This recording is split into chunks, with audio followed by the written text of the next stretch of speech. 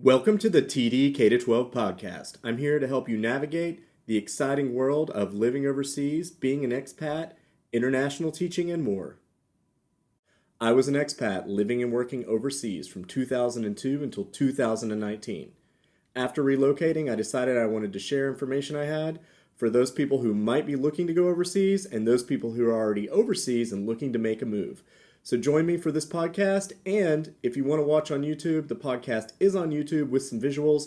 There are links both in the podcast show notes and on YouTube.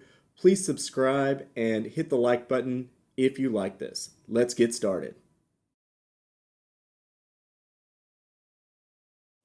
Welcome to episode 6 of the TDK12 podcast, Understanding the Package Part 2. In episode 5, we covered Part 1, and I got into currency and some other very useful information. Remember, the goal is we're trying to create an apples to apples comparison between packages you might be offered from different schools in different countries. In Part 2, we're going to talk about banking a bit, how you move your money. We're going to talk about pensions and then how to do the calculation. Let's jump right into how does the money move. In certain countries, like for example the UAE, banking is very easy. There might be high fees on certain types of accounts, but generally it's easy for you to open an account, manage your money, and send your money home. In places like China, banking can be very difficult. I actually have written a guide for banking in China. If you're interested in that, let me know. I'll send it to you. I do not publish it because I have a feeling that certain parties would be very angry if I published it. When you bank in China, your school may open 2 accounts for you. They may open a foreign currency account and a local Chinese renminbi account. If they do that, it is easier for you to move your money out of China. However, there's always a fee involved. And in some cases, if you learn how to master the system, you can save upwards of $2,000 a year in fees. You can save that. If not, you're going to be paying really high fees to move your money. So it's important to find out, number one, what type of bank accounts are going to be available to you. Remember, this is a salary transferred account. So like your school is transferring your salary into the account. They're going to know if it's going to be a local account only, renminbi, or if you can have a mixed account. These were all covered in Part 1, so feel free to go back and re-listen. Secondly, you want to follow up with how they transfer money home.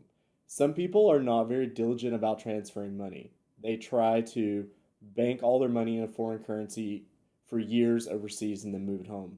This is a bad idea in the given climate if you are an American. I don't know about other nationalities, but Americans have to report all foreign bank accounts overseas that have more than $10,000 or total more than $10,000. So some people think, oh, I'll open 3 accounts in China and each will have $3,000, and then my work account, I'll keep a little bit of money in. You should not do that. Within a 24-hour period, if all of your accounts outside of America total $10,000, even one time, you have to report that. So the smartest thing for you to do, if you're not in a system where your money can be moved basically automatically by your work or within 24 hours by you online from your foreign currency account back to America, it's better for you to have a system that allows you to get all the money, move it, and transfer it as easily and cheaply as possible. And this varies by country. It's something to think about. You do have to file all these bank accounts with the IRS, and you have to pay for each filing. So it's annoying, and it's just additional fees. And you're working overseas, you should be managing your money, thinking about your money, and keeping the cost of living as low as possible. Next, let's talk about annual transfer limits and your main savings home. I also may have said in Part 1, your main banking home. This is the country where your main banking account is. If you're an American, your savings and banking home should be in the United States. I haven't seen an argument that would tell me it should be anywhere else. Other countries have a lot more flexibility with where their savings and banking home can be. When you're choosing your savings and banking home, don't try to beat the rules. Don't try to avoid taxes. I don't think I know a single person who's done this and actually gotten away with it long term. And it's just not worth it. The fees alone to have a lawyer and an accountant help represent you will probably offset your savings. And there could be fines and penalties. It's very difficult to take foreign paperwork and have your home country say, this is real, we'll accept it. So you want to be legal and compliant, and you want to be able to transfer money or move money very regularly. So I would say every month you want all the money that you don't need wherever you're working in your main savings home. So once you calculate that you might need $1,000 to live on in Shanghai every month after everything is paid, then the rest of your salary needs to go home. And once you know that, it needs to go home the day that you get it or within 2 or 3 days. That way, your amount overseas in foreign currencies is low, and you're moving all your money to your savings home. And when you do your taxes and calculate everything, you don't have to worry about thinking, was I compliant? Was I not compliant? How long was this money out of the country? Did it earn interest? Do I have to report that? You don't have to think about any of that. Your money needs to be in your savings home, and your savings home hopefully is connected to investments, earning interest, paying mortgages, things like that. You don't want to pay a mortgage, for example, with a direct payment from a Chinese bank. Not only could that payment fail and you might not know about it for a week or two, but there's always going to be fees, and your mortgage transfer on a given day could vary because from places like China, the exchange rate varies. I covered exchange rates and trying to game the system in part one. I don't think that's a good idea. Listen to that if you're interested. Normally, you need to focus on your savings home and maximizing your investments there. Are there annual transfer limits? Certain countries do limit the amount of money that you can move out within a certain period of time, and the rules vary.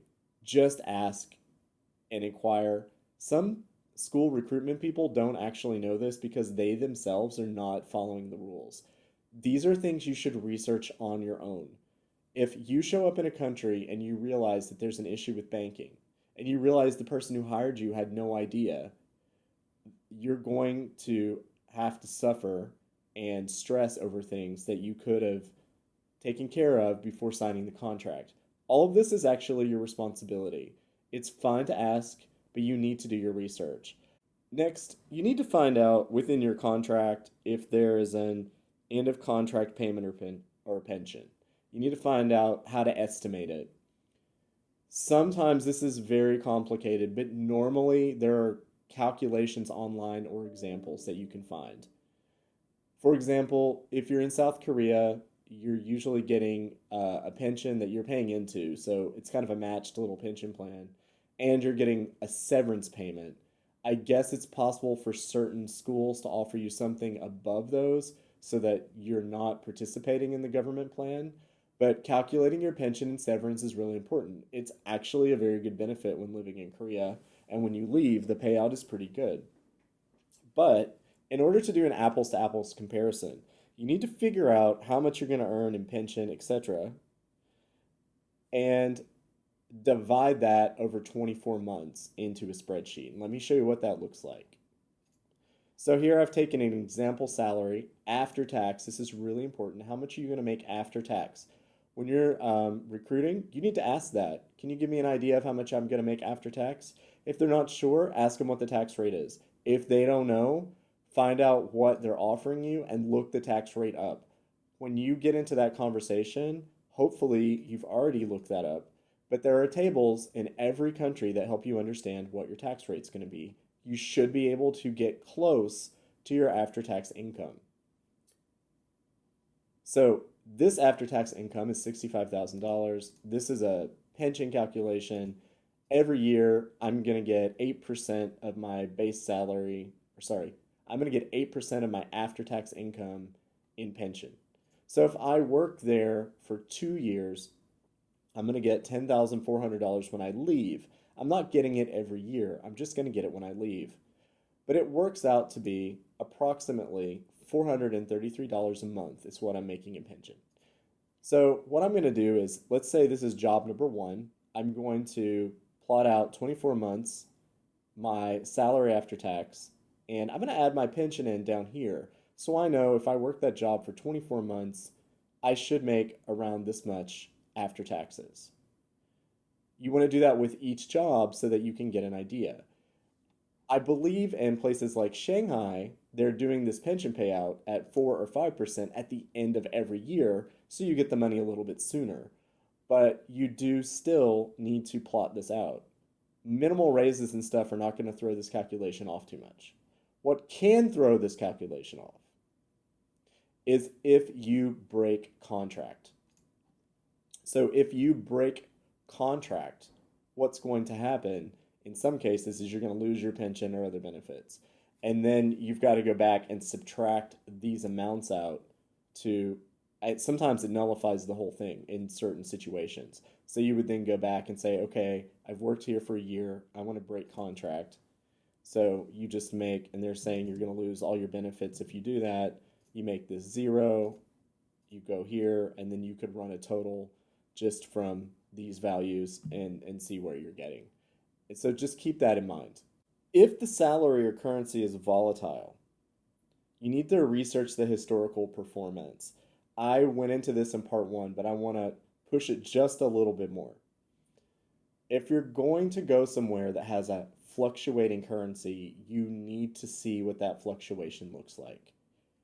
If you're in a situation where every 2 or 3 years you're gaining or losing 10 to 15 or 20% of the value of what you're earning, this is a big problem. Some people gamble on it. They try to gamble on hitting those peaks. But if you hit a trough for 2 or 3 years, your work is going to seem really stressful and you're very unlikely to resign. So you're re-sign your contract. So you're going to leave at a low trough, and your last few years at the school, the amount of money you're making is going to be low, and the pension's calculated against that, so your pension could be lower. It's important to research volatility. I agree it can be beneficial. I have seen it be very beneficial. It is a big argument for certain expats who believe that they're going to time the market like the stock market. So doing the math, I'll go back to the spreadsheet one more time. You want to find your post-tax income.